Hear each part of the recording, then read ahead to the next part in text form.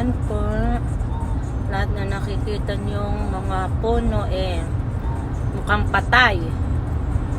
Dead na leaves. Mga sanga-sanga. Pero sa spring, maganda yan. Mag-spring. By April. March, ayan. Simula na yan.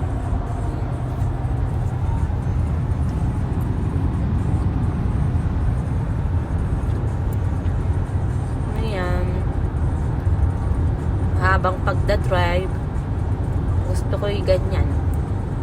Kasi nakikita ko yung mga bukid, nare-relax. See you there. Thank you.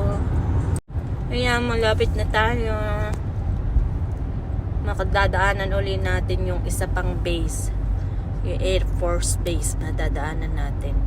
Kung saan, doon ako dati nagtrabaho sa Air Force Base.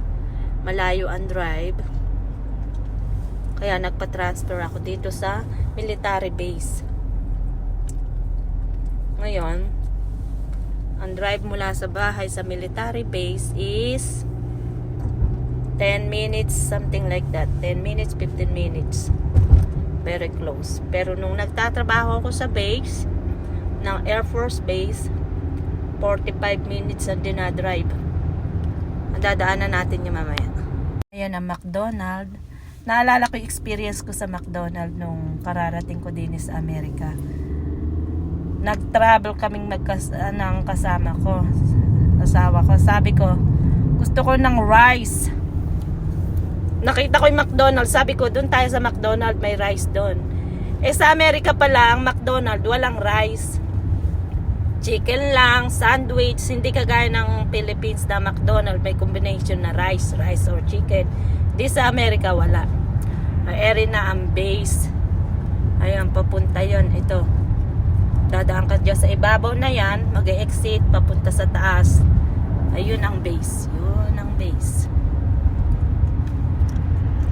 Sa labas lang tayo, hindi tayo papasok sa loob ng base. Yan ang base ng Air Force. Yan.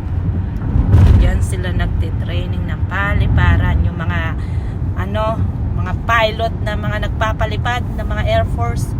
Diyan ang training nila. Nagtitraining sila. Diyan. Maluwang 'yan. Lapit na tayo sa Philippine store. Eto na tayo sa store. Ay, sarado. Ayun ang Philippine store doon sa kabila, sarado.